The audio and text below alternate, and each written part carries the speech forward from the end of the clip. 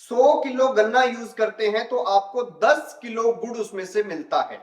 तो बहुत से साथी पूछते हैं कि इसके व्यापार में घाटा है या फायदा है। तो आज मैं आपको यही बताने वाला हूं कि गुड़ का व्यापार अगर आप करते हैं, गुड़ बनाने का काम अगर आप करते हैं, तो इसमें कैसे कमाई कर सकते हैं और कमाई किन लोगों को होती है और किन को नहीं होती, तो अपन इसके बारे में अच्छे से जानेंगे।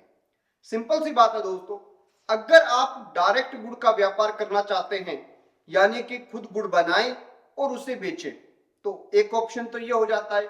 दूसरा ऑप्शन ये हो जाता है कि बहुत सारे किसान जो गन्ना के क्षेत्र है वहां पे खुद गुड़ बनाते हैं, फिर आप उन कई किसानों से बड़ी संख्या में गुड़ खरीदे और होलसेल में उसे आगे बेचें। एक ये हो सकता है, और एक ये हो सकता है कि आप किसी स्पेसिफाइड किसान से साफ गन्ना खरीदें, फिर उसका जूस निकालें, फिर उसका गुड़ बनाएं और उस गुड़ को अपने मार्केट के हिसाब से बेचें।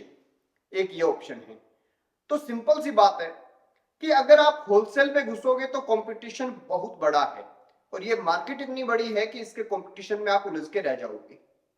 आप लोग एक काम कर सकते हैं, गुड़ के रेट बाजार में जाके चेक कीजिए। आपको 40 रुपए, 45 रुपए, 50 रुपए, 55 रुपए, 60 रुपए, 90 रुपए, इवन 250 रुपए किलो तक का गुड़ जो है बाजार में मिलेगा। अब इस पूरे के पूरे सिस्टम के अंदर आप एक चीज देखेंगे कि गुड़ के खेल में हाइजीन का खेल है।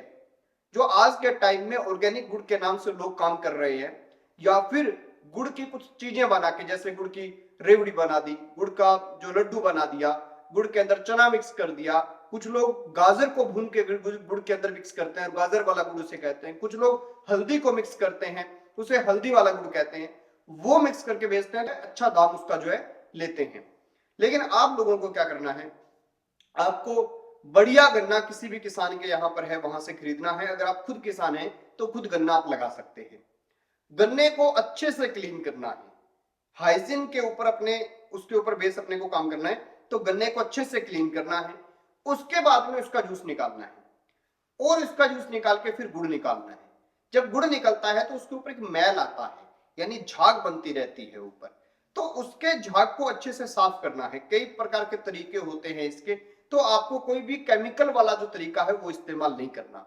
इसका एक सिंपल सा तरीका ये भी होता है कि जो अपने भिंडी के पौधे होते हैं इनको कूट कर इनका रस बनाया जाता है, उसे पानी में घोला जाता है और उस जो घोल को जब आप इसके अंदर डालते हैं तो पूरा का पूरा मैल होता है जो गुड़ बनता है, जब चाशनी के ऊपर आता है तो वो सारा इकट्ठा हो जाता है। तो इस तरीके से कई और भी आपको देसी तरीके मिल जाएंगे। उन तरीकों से आपको गुड़ की अच्छे से सफाई करनी है और एकदम क्लीन गुड़ जो है वो आपको तैयार करना है।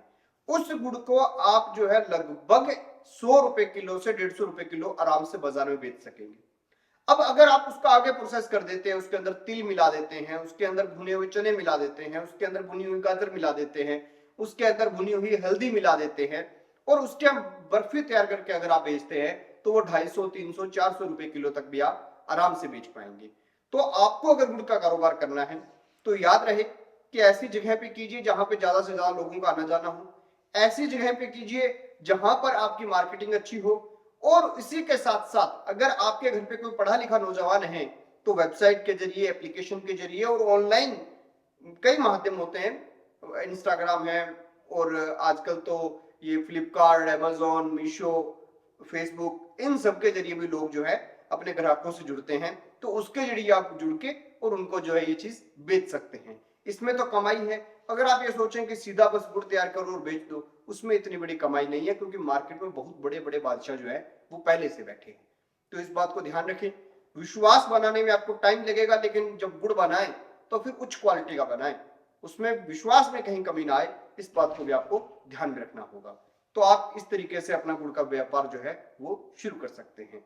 कोई भी गुड़ का व्यापार शुरू करने वाला व्यक्ति है उसे ये वीडियो जरूर भेजें, ताकि वो अच्छे से अच्छा कंटेंट जो है तैयार करे, अच्छे से अच्छा अपना प्रोडक्ट जो है वो बनाए और उसके बाद वो उसे बाजार में बेच सके।